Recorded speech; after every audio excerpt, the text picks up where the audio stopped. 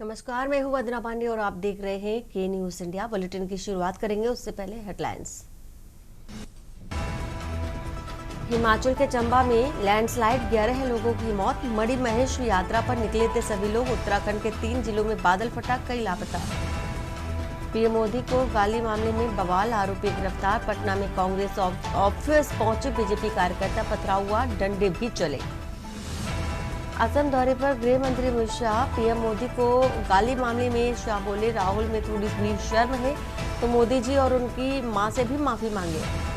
हरियाणा में सितंबर से महिलाओं को मिलेंगे 2100 महीने, परिवार में 3 महिलाएं तो भी सभी को लाभ। सरकार ने उम्र इनकम की शर्त भी लगाई। सुप्रीम कोर्ट को मिले 2 नए जज, सीजेआई बीआर गवई ने जस्टिस आलोक आराधे और जस्टिस विपुल चंद्र पंचोलों को शपथ दिलाई। पूर्व RBI governor Urjit Patel IMF के एग्जीक्यूटिव डायरेक्टर बने। सदस्य देशों को लोन देने से लेकर उनके आर्थिक प्रभाव की जिम्मेदारी है। के न्यूज, खबरों का सारथी। और सीधा चलते हैं प्रतापगढ़, जहां पर सीएम योगी आदित्यनाथ का संबोधन चल रहा है। सुन लेते हैं। तक पहुंचाने का काम हो या हर घर नल की योजना को गांव-गांव तक पहुंचाने का कार्यक्रम, ये सफलतापूर्वक आगे बढ़ा।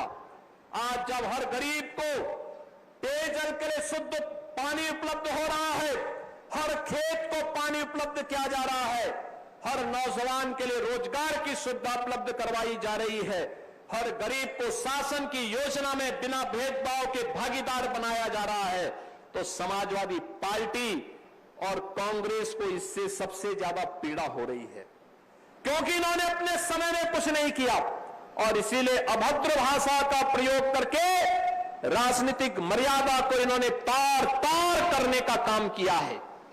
इन लोगों को समझना चाहिए, भारत के प्रधानमंत्री मोदी जी दुनिया के सबसे लोकप्रिय नेता हैं और प्रधानमंत्री मोदी जी के प्रति अब शब्दों का प्रयोग करने का मतलब सूरज पे थूकने जैसा है। ये थूक इनके ऊपर आ रहा है। जनता जनार्दन इनके कृत्यों पर कहीं ना कहीं उसकी निंदा कर रही है, अपने को अपमानित महसूस कर रही है।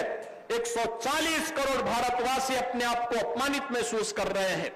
आज के इस अवसर पर बहन और भाइयों, जो हम लोग प्रतापगढ़ में आए हैं, मैं प्रतापगढ़ वासियों से इसी बात को कहना चाहूंगा। यहां पर विकास की अनेक योजनाओं के बारे में प्रस्ताव प्राप्त हुए हैं। यहां पर स्टेडियम के निर्माण के लिए आज हॉकी के जादूगर मेजर ध्यानचंद जी की पावन जयंती भी है। याद करिए, प्रधानमंत्री मोदी जी के कारण ही मेजर ध्यानचंद जी के नाम पर देश का सबसे बड़ा खेल पुरस्कार घोषित हुआ, मेजर ध्यानचंद खेल रत्न पुरस्कार। और उत्तर प्रदेश सरकार मेजर ध्यानचंद जी के नाम पर मेरठ में एक खेल विश्वविद्यालय का निर्माण कर रही है। खेल विश्वविद्यालय, स्पोर्ट्स यूनिवर्सिटी। आपके लिए तो आसान होगा, एक्सप्रेसवे प्रतापगढ़ से होते हुए सीधे मेरठ तक पहुंचता है और मेरठ तक पहुंच करके मेरठ में आज के दिन, आज ही स्पोर्ट्स विश्वविद्यालय में जो एडमिशन हुए हैं उसमें पहला सत्र प्रारंभ हो रहा है।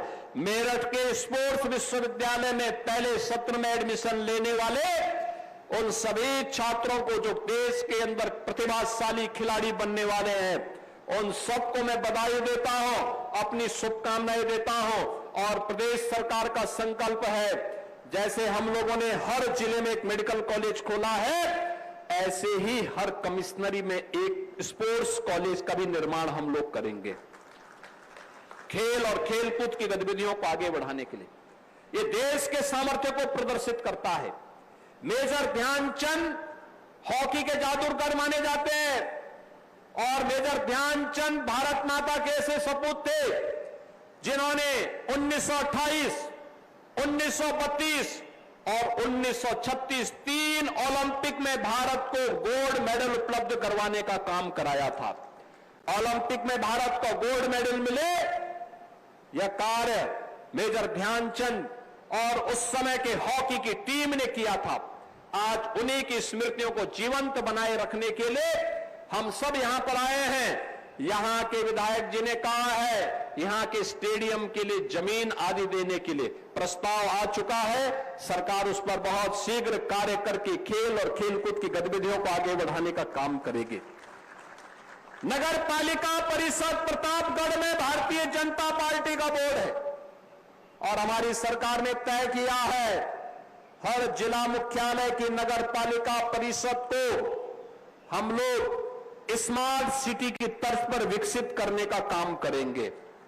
यहां के चेयरमैन भी मुझे 1-2 बार मिली थी, उन्होंने भी कुछ प्रस्ताव दिए हैं और मैंने उनसे कहा है जिले की सड़कें मुख्य मार्ग कम से कम स्मार्ट बने, अच्छा बने, इसकी तैयारी होनी चाहिए। यहां पर विकास की उन सुविधाओं का लाभ मिले जिसके कारण प्रतापगढ़ जिला मुख्यालय अयोध्या और प्रयागराज के बीच में अपनी भव्यता के लिए जाना जाए। माता बेल्हा देवी के स्थान में प्रयागराज महाकुंभ और श्री राम जन्मभूमि अयोध्या में दर्शन करने वाले श्रद्धालु माता बेल्हा देवी के दर्शन करने के लिए प्रतापगढ़ में आ सके, मां चंद्रिका देवी का दर्शन करने के लिए यहां पर आ सके। इस दृष्टि से यहां पर विकास की इस प्रक्रिया को हम आगे बढ़ाने का काम करेंगे और आज इसीलिए 570 करोड़ रुपए की जिन 186 परियोजनाओं को हम लोगों ने आज यहां पर लोकार्पण और शिलान्यास किया है, इसमें 263 करोड़ रुपए की परियोजनाएं इनका आज यहां लोकार्पण हुआ है और 306 करोड़ रुपए की परियोजनाओं का आज यहां पर शिलान्यास किया गया है, जिसमें माता बेल्हा देवी के सुंदरीकरण की इस योजना के साथ ही लोक निर्माण विभाग की 54 परियोजनाओं, जल जीवन मिशन की योजनाओं और पुलिस लाइन में ट्रांजिट हॉस्टल के निर्माण के कार्यक्रम को भी सफलतापूर्वक निर्माण करने के बाद यहां पर विभिन्न जो नगर पालिकाएं थी, नगर पंचायतें थी, उनके कार्यालयों का भवन का उद्घाटन,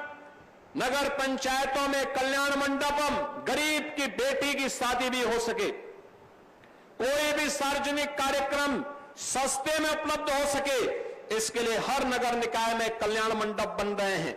कल्याण मंडपम के माध्यम से इस कार्यक्रम को आगे बढ़ाना, समेकित विशेष माध्यमिक विद्यालय चलाकपुर में यहां पर भी एक कार्यक्रम, एक विकास की योजना को आज उद्घाटन किया जा रहा है और एक 50 बेडेड फील्ड हॉस्पिटल के निर्माण का भी लोकार्पण कार्यक्रम के साथ ही सामुदायिक स्वास्थ्य केंद्र, राजकीय इंटर कॉलेज दादूपुर शिवगढ़, राजकीय बालिका इंटर कॉलेज करवई और बरदहा, इन सब के भी लोकार्पण का कार्यक्रम यहां पर किया जा रहा है और इसके साथ ही विभिन्न थानों में पुलिस कार्मिकों के लिए जो अवस्थापना सुविधाओं का विकास हुआ है, उसका भी आज यहां पे लोकार्पण का कार्यक्रम, कस्तूरबा गांधी विद्यालय संग्रामगढ़ में हॉस्टल और कस्तूरबा गांधी विद्यालय संडवास चंद्रिका में एकेडमिक ब्लॉक के निर्माण के कार्यक्रम का भी यहां पर आज लोकार्पण का कार्यक्रम किया जा रहा है। इसके साथ ही यहां पे लोक निर्माण विभाग की 46-48 परियोजनाओं का शिलान्यास का कार्यक्रम, मुख्यमंत्री मॉडल कंपोजिट विद्यालय, जो विद्यालय का एक इंटीग्रेटेड कैंपस पहली क्लास से लेकर के 12वीं तक के लिए बन रहा है, उसका भी आज शिलान्यास का कार्यक्रम, मुख्यमंत्री अभ्युदय कंपोजिट विद्यालय, इसका भी आज शिलान्यास का कार्यक्रम और एक अग्निशमन केंद्र, नगर पालिका बेल्हा में कल्याण मंडपम, पुलिस लाइन में ट्रांजिट हॉस्टल, पुलिस लाइन में साइबर थाना और आवास एवं विकास परिषद की अवस्थापना से जुड़े हुए विभिन्न प्रकार के कार्यक्रमों के साथ ही यहां पर तमाम अन्य विकास की योजनाओं के कार्यक्रमों का भी शिलान्यास का कार्यक्रम आज यहां पर प्रतापगढ़ में किया जा रहा है। बहनों और भाइयों, हम इन विकास के कार्यक्रमों के माध्यम से विकसित भारत की इस संकल्पना के साथ जुड़े, जिसका संकल्प प्रधानमंत्री मोदी जी ने आजादी के अमृत महोत्सव वर्ष में हर भारतवासी को कराया था। ये विकसित भारत की संकल्पना जिसमें विकसित उत्तर प्रदेश होना है, याद रखना, विकसित उत्तर प्रदेश तब होगा जब प्रतापगढ़ विकसित होगा। हमारा गांव आत्मनिर्भर होगा, हमारा नगर निकाय आत्मनिर्भर होगा। जब ये आत्मनिर्भरता के लक्ष्य को प्राप्त करेंगे तो विकसित होने से दुनिया की कोई ताकत आपको रोक नहीं सकती, कोई ताकत रोक नहीं सकती है। और उसी विकसित उत्तर प्रदेश के लिए, विकसित प्रतापगढ़ के साथ जुड़ने के लिए आप सबका मैं आह्वान करता हूं। आने वाले समय में पर्व और त्योहारों की एक लंबी श्रृंखला आने वाली है और ये मेरा सौभाग्य है कि मुझे गणेश महोत्सव, गणपति महोत्सव के अवसर पर प्रतापगढ़ की धरती पर आने का अवसर प्राप्त हुआ है। इस अवसर पर आप सबको गणपति महोत्सव की हृदय से बधाई देता हूं, अपनी शुभकामनाएं देता हूं। पितृपक्ष आने वाला है, इसके उपरांत सभी पितरों को, पूर्वजों को, जिन्होंने प्रतापगढ़ के निर्माण में अपना योगदान किया, उन सब की स्मृतियों को नमन करता हूं। और इसके तत्काल बाद शारदीय नवरात्रि का आयोजन और विजयादशमी का आयोजन होगा। इसके उपरांत फिर दीपावली आएगी। इन सभी पर्व और त्योहारों की हृदय से बधाई और मंगलमय शुभकामनाएं आप सबके प्रति व्यक्त करते हुए अपनी वाणी को विराम देता हूं। धन्यवाद। जय हिंद। बहुत धन्यवाद, आभार, साधुवाद माननीय मुख्यमंत्री जी, आपके इस प्रेरणादायी उद्बोधन के लिए जो सदैव हमें आगे बढ़ने की प्रेरणा प्रदान करते हैं। धन्यवाद। तो अभी आप सुन रहे थे सीएम योगी आदित्यनाथ को, जिन्होंने कई विकास परियोजनाओं का शिलान्यास किया, लोकार्पण किया। साथ ही साथ कई महत्वपूर्ण बातें भी सीएम योगी आदित्यनाथ द्वारा कही गई। तो संबोधन अभी आप प्रतापगढ़ से सुन रहे थे। सीएम योगी आदित्यनाथ को कई परियोजनाओं का शिलान्यास भी किया है और कई दिग्गज उनकी मौजूदगी भी आप देख सकते हैं मंच पर। तो प्रतापगढ़ से अभी आप सुन रहे थे सीएम योगी आदित्यनाथ को। वक्त हो चला एक छोटे से ब्रेक का और ब्रेक के बाद जल्द हाजिर होते हैं।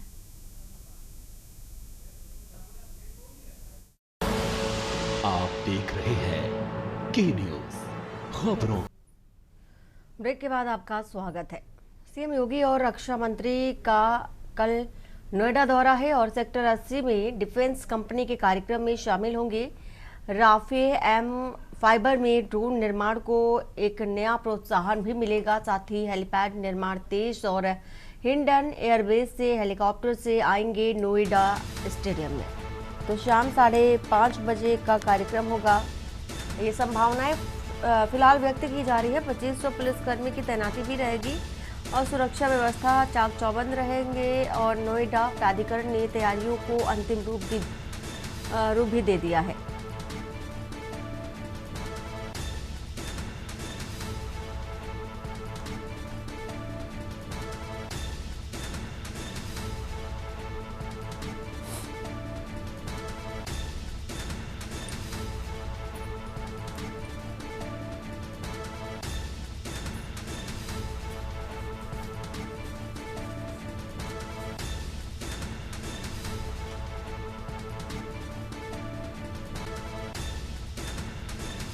सीएम योगी और रक्षा मंत्री का कल नोएडा दौरा है। बेहद महत्वपूर्ण दौरा है और सेक्टर 80 में डिफेंस कंपनी के कार्यक्रम में शामिल होंगे। राफेल एम फाइबर में ड्रोन निर्माण को लेकर के एक नया मुकाम, नया जो एम पड़ा हुआ है वो देखा जाएगा। साथ ही साथ हेलीपैड निर्माण तेज हो चुका है और हिंडन एयरबेस से हेलीकॉप्टर आएंगे रक्षा मंत्री।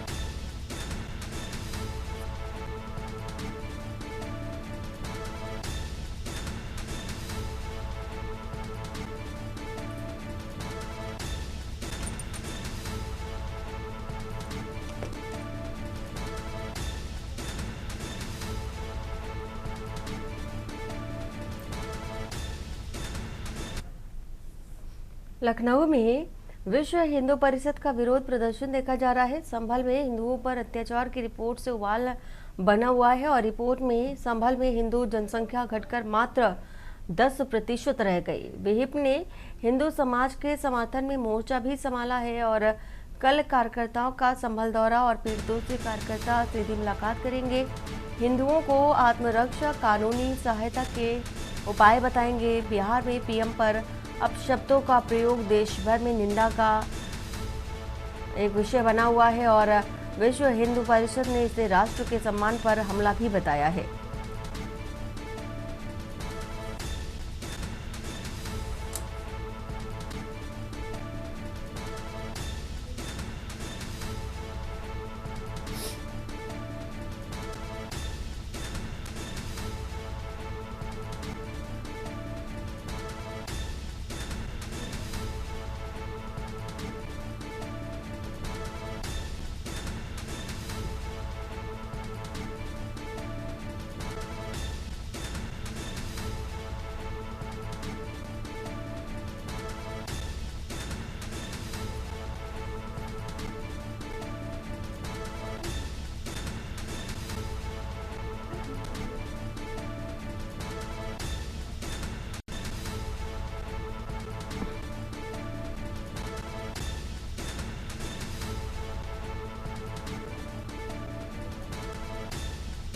पीड़ितों से कार्यकर्ता सीधी मुलाकात करेंगे।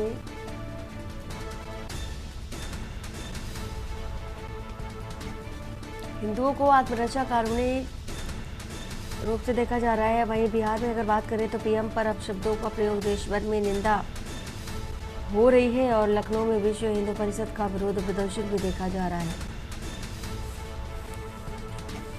संभल में हिंदुओं पर अत्याचार की रिपोर्ट से उबाल और प्रदर्शन। विश्व हिंदू परिषद का रिपोर्ट में संभल में हिंदू जनसंख्या घटकर 10% दिखाई गई।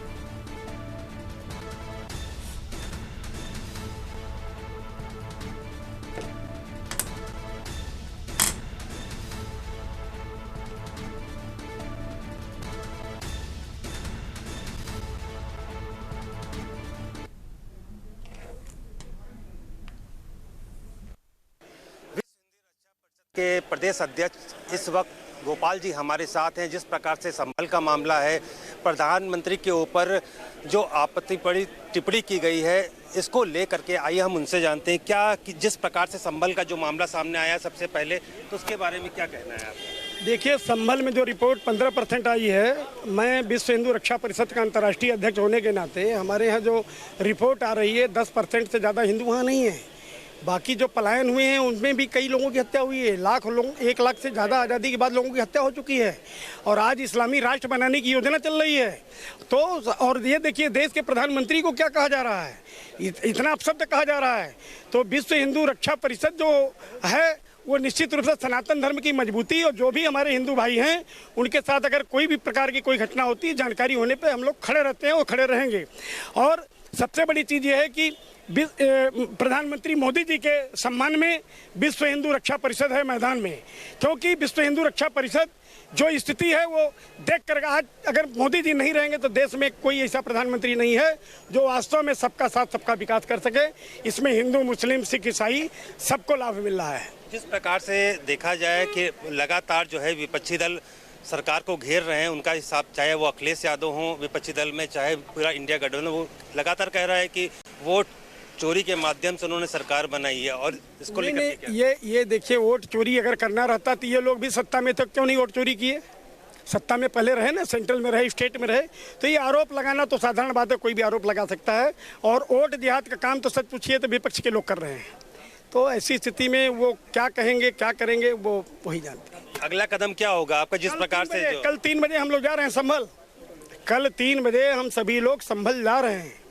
किस प्रकार से अपना विरोध क्या मिलेंगे? जो वहाँ हमारे सनातनी भाई हैं जो घर छोड़ करके पलायन कर चुके हैं, उनको बुलाएंगे, वहाँ रुकेंगे। निश्चित रूप से आप देखेंगे कल की क्रांति कैसे होती है विश्व हिंदू रक्षा परिषद की, जोरदारी ढंग से चलेंगे। जी बिल्कुल, जिस प्रकार से देखा जाए प्रधानमंत्री के ऊपर जो अपशब्दों का विपक्ष के द्वारा जो उनके कार्यकर्ताओं के द्वारा कहा गया है और साथ ही संभल का जो मामला है, तो लगातार जो है इसका विरोध किया जा रहा है जब से ये रिपोर्ट सामने आई है। अब ये देखना है जिस प्रकार से 3 बजे के करीब कल जो है ये संभल पहुंचेंगे और वहां पर अपना विरोध प्रदर्शन करेंगे और लोगों से बातचीत करेंगे। कैमरामैन आदित्य के साथ मनीष तिवारी, लखनऊ। और यहाँ रुकते छोटे से ब्रेक के लिए, ब्रेक के बाद जल्द वापस लौटते हैं। आप देख रहे हैं के न्यूज।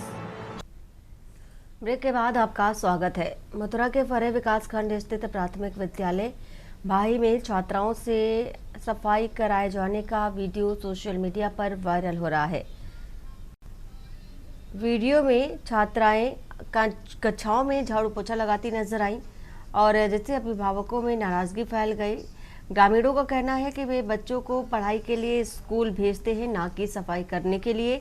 और इस घटना को लेकर जिलाधिकारी चंद्र प्रकाश सिंह ने संज्ञान लेते हुए जांच के आदेश दिए। उन्होंने स्पष्ट किया कि शिक्षा के अधिकार अधिनियम के तहत बच्चों से इस तरह का कार्य कराना पूरी तरह से अनुचित है और इसी के साथ ही साथ दोषियों के खिलाफ कार्रवाई की जाएगी। ये मामला सरकार की बेटी बचाओ बेटी पढ़ाओ मुहिम के भी विपरीत माना जा रहा है। फिलहाल प्रशासन जांच रिपोर्ट का इंतजार भी कर रहा है।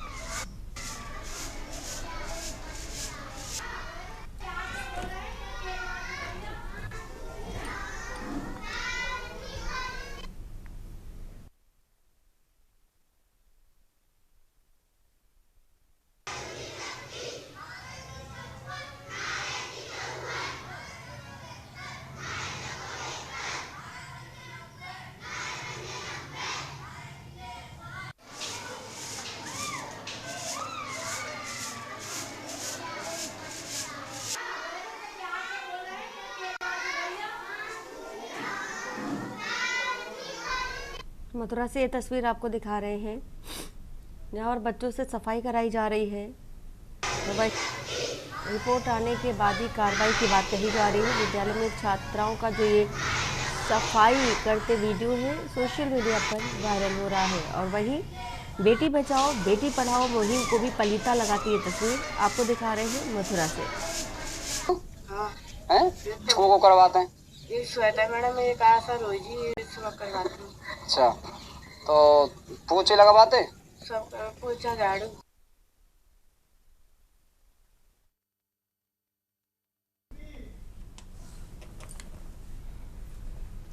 हरदोई जिले के बिलग्राम ब्लॉक में सरकारी योजनाओं के दुरुपयोग का चौंकाने वाला मामला सामने आया।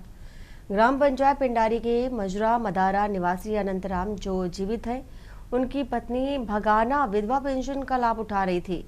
स्थानीय निवासी देवेंद्र सिंह की शिकायत पर गड़बड़ी में सामने आई कि भगाना ने अपने पुत्र रामू की मदद से पति का फर्जी मृत्यु प्रमाण पत्र बनवाया और बिना सत्यापन के पेंशन योजना का लाभ लेना शुरू कर दिया।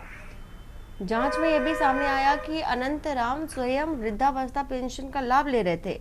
दोनों के रजिस्ट्रेशन नंबर क्रमशः 31 30 12 17 98 01 अनंतराम का और 31 30 10 95 79 42 भगाना का है। मामले की गंभीरता को देखते हुए सचिव जितेंद्र कुमार ने अपनी रिपोर्ट समाज कल्याण अधिकारी और जिला प्रोबेशन अधिकारी को भेज दी है।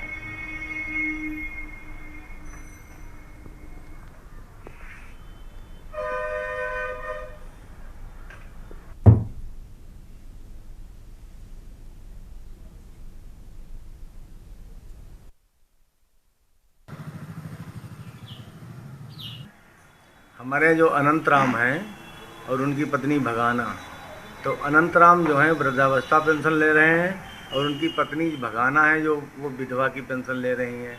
जबकि पति जिंदा है तो विधवा होने का सवाल ही नहीं है, लेकिन दोनों लोग पेंशन ले रहे हैं।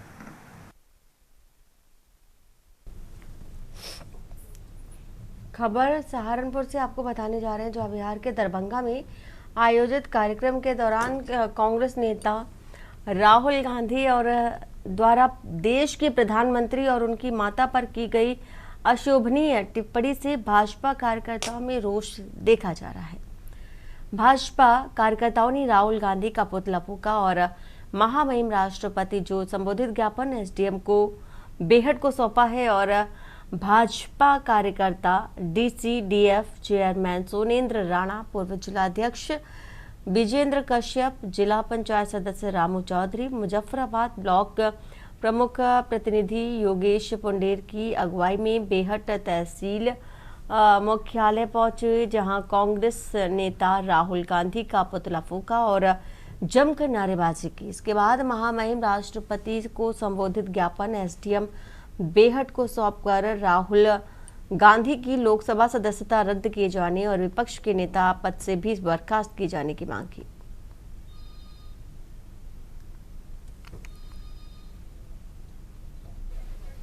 आज जो राहुल गांधी जी हैं, उन्होंने जो हमारी पार्टी के बारे में, जो हमारे प्रधानमंत्री जी के बारे में शब्द बोले हैं, उसी को लेकर हम सभी पार्टी कार्यकर्ता आज उनका पुतला दहन किया है। क्योंकि राहुल गांधी को उनको ना बोलने का पता है, ना उनको ये पता है कि राजनीति कैसे करनी है। इसी पक्ष में हम सब लोग इकट्ठे हुए हैं, उनका पुतला दहन किया है।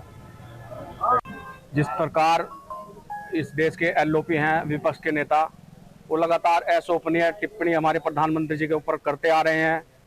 दरभंगा में जिस प्रकार प्रधानमंत्री जी की माता के बारे में ऐसा बोले गए हैं। देखिए, आज भारतीय जनता पार्टी के समस्त इस विधानसभा के कार्यकर्ताओं के द्वारा आज माननीय एचएम साहब को एक ज्ञापन दिया गया है। अभी 2 दिन पूर्व बिहार के अंदर राहुल गांधी जी और उनके जो गठबंधन के सहयोगी है, उन्होंने एक खुले मंच पर माननीय प्रधानमंत्री जी को अपशब्द बोला। वो किसी भी स्तर से हम उसको माफ नहीं करेंगे। आज इसी के उद्देश्य से आज समस्त विधानसभा के कार्यकर्ता के द्वारा एक एसडीएम साहब को ज्ञापन सौंपा है।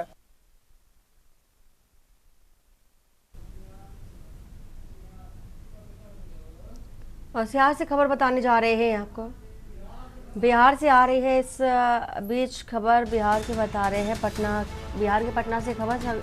सदाकत आश्रम के पास भारी देखा जा रहा है आक्रोश और पीएम को गाली देने से बीजेपी कार्यकर्ता आक्रोशित हैं।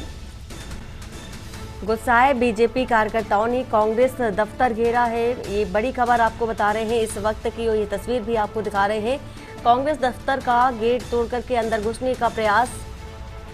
ये तस्वीर आपको दिखा रहे हैं इस वक्त की। खड़ी कई गाड़ियों के शीशे चकनाचूर कर दिए गए। विरोध प्रदर्शन, आक्रोश और चूंकि कार्यकर्ताओं के अंदर देखा जा रहा है बीजेपी और कांग्रेस कार्यकर्ता एक दूसरे के सामने आमने सामने नजर आए और एक दूसरे पर जमकर लाठियां भी भांजी हैं।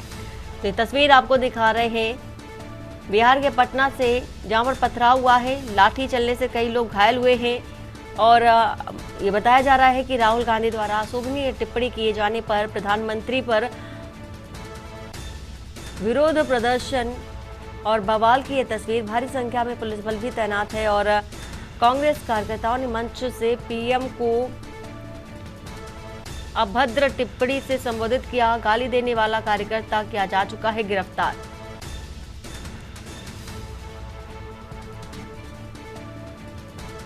तो कांग्रेस और बीजेपी दोनों ही आमने सामने है और घेरे में राहुल गांधी को देखा जा रहा है। फिलहाल गिरफ्तार कार्यकर्ता हो चुका है कांग्रेस का, जो कि माना जा रहा था जिसने गाली दी है, जिसने अभद्र टिप्पणी की थी प्रधानमंत्री नरेंद्र मोदी को लेकर के। तो खड़ी कई गाड़ियों के शीशे चकनाचूर कर दिए गए हैं।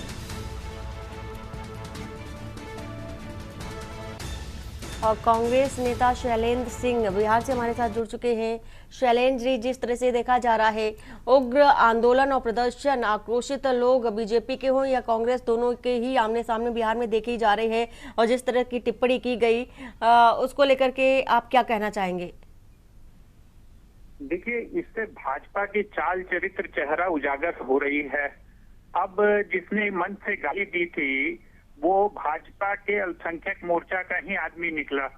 तो यह भाजपा का चाल चरित्र चेहरा दिखाता है और उसी को मुद्दे से, वोट चोरी के मुद्दे से भटकाने के लिए भाजपाइयों द्वारा किया गया यह षड्यंत्र सामने आ रहा है। जिसने गाली दिया उसकी गिरफ्तारी हो गई है। गिरफ्तारी में यह पहचान हुआ है कि वह भाजपा अल्पसंख्यक मोर्चा का आदमी है और ये भाजपा का पूरा षड्यंत्र है।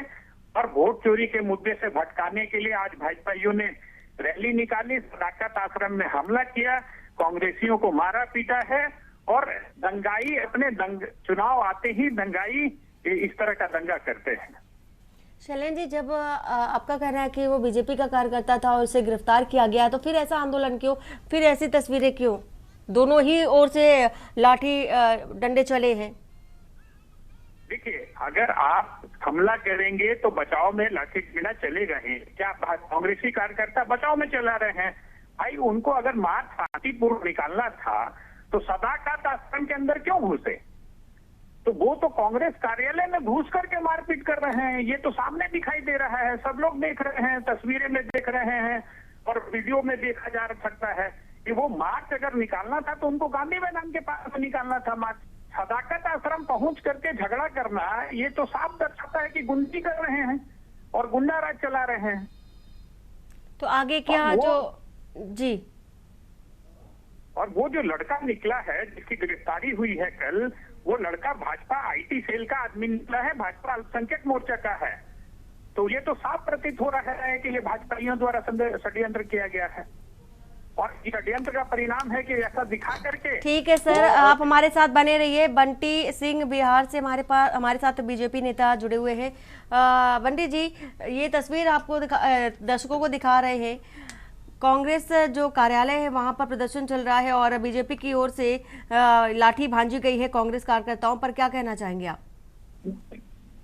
देखिए, लाठी भांजी नहीं गई है। देखिए, कल की जो घटना घटी है, जिस तरह से बेआम अभद्र व्यवहार किया गया माइक पे और जिस तरह से प्रधानमंत्री जी को अपशब्द कहे गए, उस कारण से कुछ लोग आक्रोशित हुए होंगे, लेकिन यह होना नहीं चाहिए था। लेकिन हमारे साथ अभी कांग्रेस नेता भी जुड़े हुए थे, उन्होंने कहा कि जो गिरफ्तार किया गया है, जिसने अभद्र टिप्पणी की थी, वो बीजेपी का ही आईटी सेल का बंदा था जिसे गिरफ्तार किया गया है, फिर ऐसा प्रदर्शन क्यों? नहीं, देखिए, मैंने भी बहुत सारी फोटोआं देखी, उनकी फोटो सब में दिखा। मैं देख रहा था कि वो कांग्रेस का ही पट्टा लगाए हुए घूम रहे हैं उनका, और इस तरह से बोल देना कि वो बीजेपी का है। मैं इसका पूरी जानकारी तो मुझे नहीं है, लेकिन मैं जहां तक देखा हूं, जो टीवी चैनलों के माध्यम से पता चला है, वो कांग्रेस का ही कार्यकर्ता है जो अभद्रपूर्ण व्यवहार किया और जिस तरह से उन्होंने बातें बोली है वो अशोभनीय है और राजनीति में इसकी कोई जगह नहीं है। देखिए, अभी जैसे बिल्कुल बंटी जी, हमारे साथ शैलेंद्र जी भी है, कांग्रेस लीडर है। शैलेंद्र जी, बंटी जी कह रहे हैं कि कोई भी कांग्रेस जो बीजेपी का पट्टा पहनकर पहुंच जाता है और अपने आप को बीजेपी का कहने लगे, तो ऐसा तो नहीं होता, वो कांग्रेस का ही था इसलिए उसकी गिरफ्तारी हुई है, क्या कहेंगे? वो भी लाइन पर है सर। अगर वो कांग्रेस का पट्टा पहना, अगर वो भाजपा का पट्टा पहना, तो उसकी तस्वीर शिवराज सिंह चौहान के साथ, उसकी तस्वीर अमित शाह जी के साथ, उसकी तस्वीर बिहार बीजेपी के साथ ऐसे लोगों का कैसे लगेगी? तो ये तो नया नहीं है षड्यंत्र। तो कांग्रेस का पट्टा तो वो मंच पे जाने के लिए पहना। ये स्थिति तो स्पष्ट करता है कि ये तस्वीरें पुरानी है, आज की नहीं है। शिवराज सिंह चौहान जब बिहार के दौरे पे थे उस समय का तस्वीर है। तो तस्वीर, पुरानी तस्वीर से तो ये स्पष्ट हो रहा है कि वो भाजपा का कार्यक्रम है और ये पूरा षड्यंत्र भाजपा का रचा गया है। और वो आज के डेट में कांग्रेस का पट्टा पहन करके वो मंच पर चढ़ जाता है और गाली गलौज करता है। एक बात कहना चाहेंगे कि अगर वो पुरानी तस्वीर थी और आप ऐसा कह रहे हैं कि वो बीजेपी से ही थे पहले, लेकिन अब तो है, तो क्या लगता है कि वहां पर मंच से किसी प्रतिष्ठित व्यक्ति को वहां पर भारत के प्रधानमंत्री को गाली दे और उनकी मां को गाली दे? यह सरासर निंदनीय है और इस घटना की जितनी निंदा की जाए वह कम है। ऐसे लोगों को पकड़कर सजा देनी चाहिए और ये पूरा मामला उजागर होनी चाहिए। ये पूरा मामला उजागर होना चाहिए कि कौन है ये लड़का जो गाली दिया है और यह आज भाजपा का सदस्य है। तो इस तरह की हरकतें में अगर भाजपाई शामिल है, भाजपा नेता शामिल है, तो उनको भी उजागर, उनका भी नाम उजागर होना चाहिए कि कौन से नेता इसमें शामिल है। यहाँ पे आप गलत बात रख रहे हैं। ठीक है, कांग्रेस का चाल चेहरा चरित्र इसी तरह का रहा है, दूसरों पे दोषारोपण करके अपनी बातों से भाग जाओ। जो मोदी जी पिछले लोकसभा चुनाव में, यही उनकी चुनाव आयोग जो मिली भगत चुनाव आयोग है, वो उन्होंने आप 176 अभी भाषण में नहीं, हेट स्पीच दिया था, हेट स्पीच उनका ही डेटा है। चुनाव आयोग जो इनसे मिली हुई है उन्हीं का डेटा है कि मोदी जी ने 176 बार हेट स्पीच दिया है। तो सैकड़ों हजारों बार को हेट स्पीच मतलब देते हैं, इनका प्रचार करते हैं। यही है अमित शाह को बोले, कभी मोदी जी सोनिया गांधी पर सच्ची गाय कहते हैं, कभी जाकर के विदेशी माँ कहते हैं, कभी विधवा कहते हैं। तो ये तो इनका चार चरित्र चेहरा है, ये सामने दिखता है। तो इनके कार्यकर्ता क्या करेंगे? इसी तरह की हरकत करेंगे, जाकर के कांग्रेस का पट्टा पहन करके। नहीं, आप ये बताइए मेरे को, क्या बात बोल रहे हैं इसका मतलब बढ़ावा दे रहे जो उस लड़के ने किया उसे ही किया, इसका मतलब बढ़ा दे रहे हैं आप? नहीं, हमने तो प्रधानमंत्री मर्यादा में कोई बात हो, इस तरह का सभी लोगों को मर्यादा से बात करनी चाहिए। भर्त्सना कर रही है, पूरे खुले दिल से इसकी भर्त्सना करती है। मतलब वो षड्यंत्रकारी भाजपाई और भाजपाई जाकर के कांग्रेस के मन से इस तरह का हरकत कर रहा है, इससे साफ जाहिर है कि भाजपा डर चुकी है, हार मान चुकी है और इस तरह का हरकत कर रही है। अच्छा, भाजपा हार मान चुकी है कि आप लोग अभी तक 99 तक ही पहुंच पाए हैं, सेंचुरी भी नहीं है। ठीक है, ये तो वोट चोरी से साफ जाहिर हो रहा है कि कौन सेंचुरी बनाया है, कौन चोरी से जीता है। ये तो साफ जाहिर हो चुका है कि कौन सेंचुरी किस तरह से बनाया है और किस तरह से वोट चोरी हुआ है। ये तो हम साबित कर रहे हैं। हमने बैंगलोर की सीट पे साबित किया, 6 सीट पे उन्होंने अनुराग ठाकुर ने साबित कर दिया है कि वोट चोरी हो रहा है। तो चुनाव आयोग तो तय करे कि हाँ वोट चोरी हो रहा है। कि आप हल्फनामा दीजिए, आप अगर सही बात रख रहे हैं तो हल्फनामा दीजिए। मैं तो अभी तक टीवी में देख रहा था, अनुराग ठाकुर ने हल्फनामा क्यों नहीं दिया है? अनुराग ठाकुर ने हल्फनामा क्यों नहीं दिया? बिहार में मैं देख रहा था अभी कुछ दिन पहले, जिन लोगों को ने स्टेज पे आके राहुल गांधी जी के पास बोला कि मेरा वोट कट चुका है, तो फिर से वापस भाग के बोल रहे हैं, अगले दिन बोल रहे हैं कि नहीं मुझसे कहलवाया गया है। तो आप बताइए ना, जिनका नाम कटा, 65 लाख लोगों का नाम कटा है, आप बताइए ना कहाँ उनका नाम कटा है। कोई आदमी सामने 65 लाख चुनाव आयोग ने खुद रिपोर्ट दिया है कि 65 लाख लोगों का नाम कटा है। क्या बिहार में पिछले 1 साल में 65 लाख लोग मर गए? भाई अगर FIR किया है चुनाव आयोग ने तो यह सिद्ध करे कि कितने बांग्लादेशी पकड़े गए। आज तक तो चुनाव आयोग ने एक भी नाम घोषित नहीं किया है कि बांग्लादेशी पकड़े गए हैं। कितने घुसपैठिए पकड़े गए हैं? भाजपा बता दे, चुनाव आयोग नहीं बता रहा तो भाजपा बता दे। नहीं, कितने लोगों का नाम कटा, आज तक क्यों नहीं तस्वीर एक भी सामने आई? क्यों नहीं आपने जो मंच से बोला गया वो लोग नीचे उतर के क्यों नहीं बोले कि हमारा नाम कटा? हमने तो साबित कर दिया, हमने तो कोर्ट में साबित कर दिया। हलफनामा की आप बात कर रहे हैं, हमने तो जिंदा लोगों को कोर्ट के सामने ला कर खड़ा कर दिया। सुप्रीम कोर्ट ने 15 लोगों को, जिंदा लोगों का नाम मांगा था, हमने 17 लोगों को खड़ा किया है। आप डरे और हताश हो चुके हैं और आप लोग बनी बनाई चीज, ये 65 लाख लोगों का हताशा तो सामने दिखाई दे रही है कि 65 लाख लोगों का नाम जो काटा है वह सरासर वोट चोरी है। और वो वोट चोरी सामने हमने सुप्रीम कोर्ट में साबित कर दिया है। सुप्रीम कोर्ट के जज ने 15 लोगों का नाम मांगा था और हमने 17 लोगों की प्रस्तुति कर दी कि ये जिंदा है और इनका नाम कट तो वहाँ की जनता जवाब देगी, बिहार की जनता जवाब देगी। ठीक है शैलेंद्र जी, बंटी जी, जिस तरह से जो मुद्दा है उस मुद्दे से आप भटक रहे, और सीधी सी बात है कि वहां पर प्रधानमंत्री नरेंद्र मोदी पर अभद्र टिप्पणी करना और उनकी मां पर अभद्र भाषा का प्रयोग करना कितना सही मानते हैं? ये बहुत बड़ी बात है कि इस तरह की तस्वीरें हमारे प्रतिष्ठित भारत के प्रधानमंत्री को लेकर के जिस तरह से ये भाषा का प्रयोग किया गया है। फिलहाल आरोपी को गिरफ्तार कर लिया गया। आप दोनों का बहुत बहुत शुक्रिया हमारे साथ जुड़ने के लिए। ये तस्वीर दिखा रहे हैं कांग्रेस दफ्तर के बाहर की, ये तस्वीर पटना सदाकत आश्रम के पास भारी बवाल। वहीं चूंकि देखा जा रहा है पीएम को गाली देने से बीजेपी कार्यकर्ता आक्रोशित नजर आ रहे हैं और कई तरह से जो बयानात है वो भी निकल कर आ रहे हैं सामने। तो ये तस्वीर लाठी डंडे दोनों एक दूसरे पर चलाते नजर आए और हाथों में अपनी अपनी पार्टी का झंडा लिए। फिलहाल भारी संख्या में पुलिस की मौजूदगी भी और कांग्रेस दफ्तर के गेट को तोड़ने की कोशिश और पटना के सदाकत आश्रम के बाहर भारी बवाल चूंकि ये देखा जा रहा है। पीएम को गाली देने से बीजेपी कार्यकर्ता आक्रोशित है।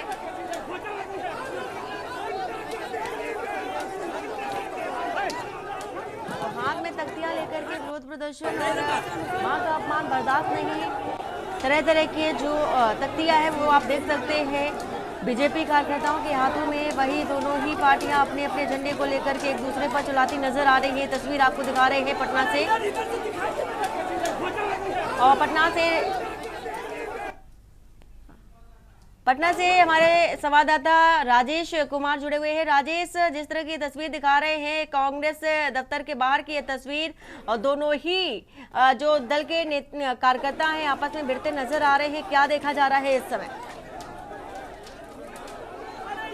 पटना में बीजेपी और कांग्रेस की कार्यकर्ता के बीच हुए लाठीचार्ज का मुख्य कारण था दरभंगा की वोटर अधिकार यात्रा के दौरान कांग्रेस के मंच से प्रधानमंत्री नरेंद्र मोदी और उनकी मांग के लिए आपत्तिजनक शब्द का प्रयोग किया गया।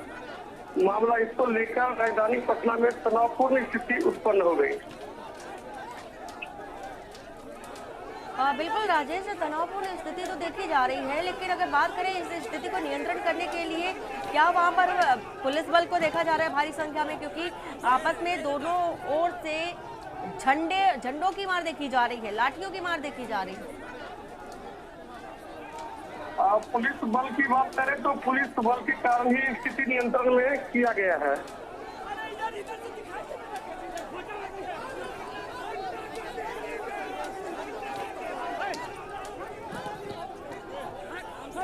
बिल्कुल राजेश, और ये तस्वीर दिखा रहे हैं हम दर्शकों को लगातार। और राजेश, इस समय अगर कांग्रेस दफ्तर के बाहर की ये तस्वीर है, और जब ये प्रदर्शन शुरू हुआ था, विरोध मार्च जब बीजेपी कार्यकर्ताओं की ओर से शुरू किया गया और दफ्तर पहुंचे कांग्रेस दफ्तर के बाहर, उस समय के हालात क्या थे? क्या इस बात की कोई जानकारी? उस समय की हालत, बीजेपी कार्यकर्ता ने प्रदर्शन के दौरान गेट तोड़ना चाहा और भीतर घुसना। आरोप है कि बीजेपी ने ऑफिस का गेट तोड़कर अंदर प्रवेश किया और वहीं खड़े गाड़ियों के शीशा भी तोड़े, पोस्टर फाड़े और ईंट पत्थर भी चलाए। बहुत शुक्रिया पूरी जानकारी देने के लिए राजेश। फिलहाल ये तस्वीर दिखा रहे हैं पटना से, ये तस्वीर सदाकत आश्रम के पास भारी बवाल। और अभी हमारे संवाददाता बता रहे थे कि स्थिति अब चूंकि थोड़ी सी नियंत्रण में की गई है, लेकिन तस्वीर लगातार आपको दिखा रहे हैं विरोध मार्च की और जो आक्रोशित लोगों की ये तस्वीर।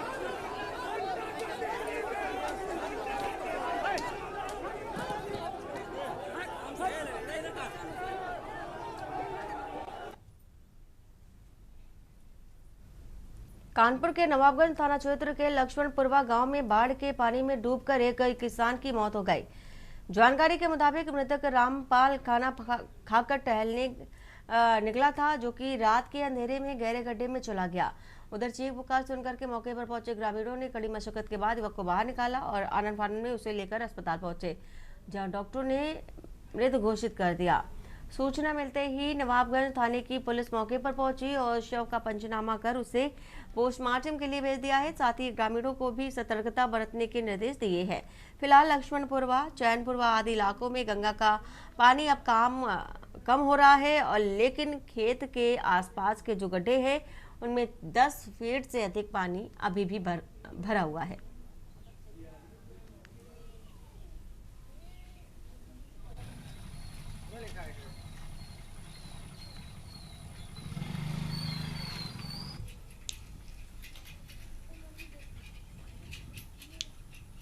ये हमारे खाना खा के आए थे, रोज आते थे टहलने इधर। अब उस दिन आए हैं तो माता जी घर पे थी, तो माता जी इंतजार में बैठी कि अभी लड़का हमारा आवा नहीं है। हम आए हैं यहाँ तक की, मगर हमने ध्यान नहीं दिया कि रोज घर चले जाते थे। तो आज कहाँ नहीं पहुँचे, अम्मा सुबह बताएं। और फिर इधर से प्लाटिंग है, वहाँ से बाबा जी आ रहे थे, मुँह देखा था कोई मुँह पकड़े पानी में पड़ा है। हाँ, तो फिर गाँव वाले बिटिया बताए, वो बिटिया हमें बताई जब हम नहाने जा रहे थे, तो वहाँ आए तो देखा कि हमारे भैया हैं।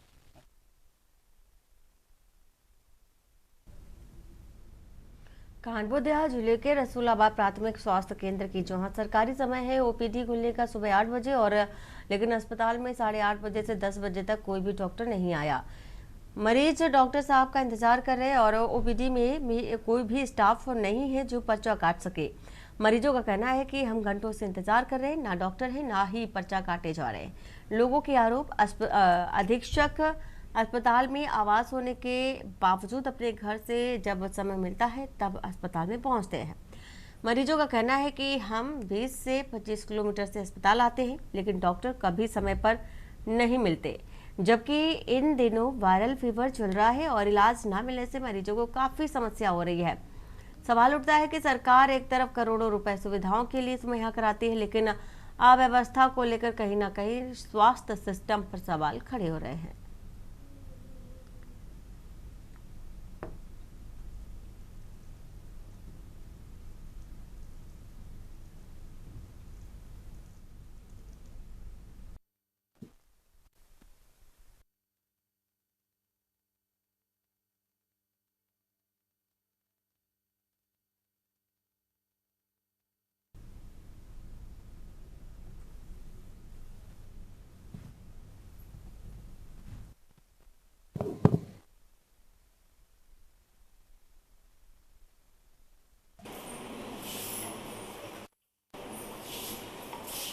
प्रदेश की बीजेपी सरकार जहां पर स्वास्थ्य विभाग में हर प्रतिमाह लाखों करोड़ों रुपए खर्च कर रही थी, प्रदेश में सभी लोगों को सरकारी सुविधाएं स्वास्थ्य विभाग की ओर से अच्छी सुविधाएं मुहैया कराई जा सकें।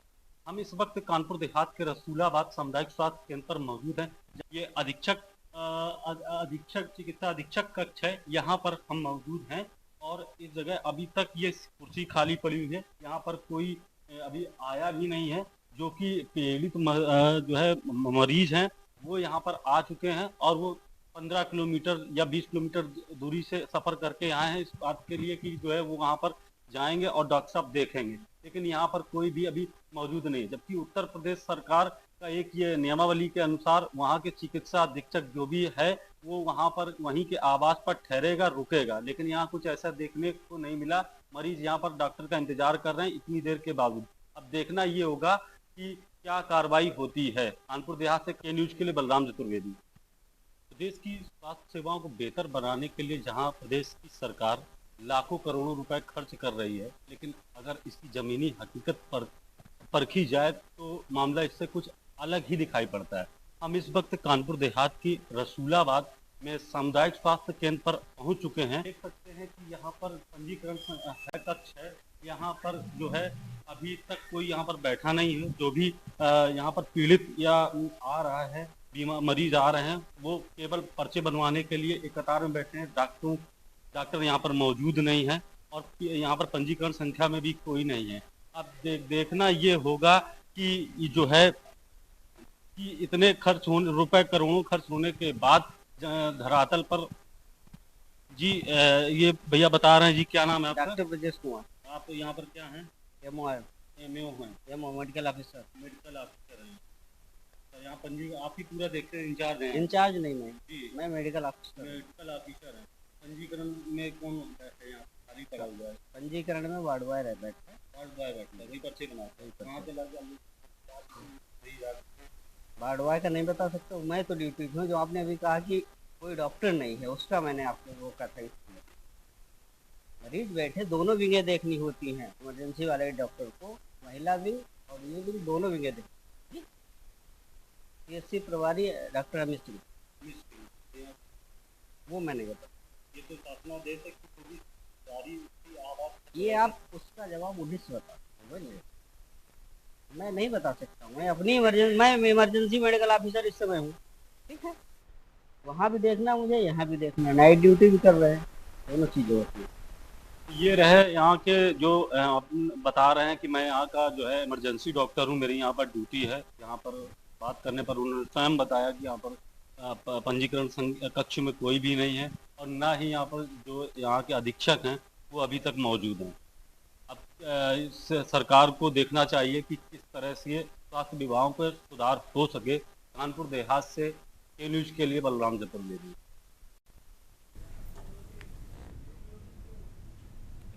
और बुलेटिन फिलहाल इतना ही। बाकी की खबरों के लिए बने रहिए आप के न्यूज़ इंडिया के साथ। नमस्कार।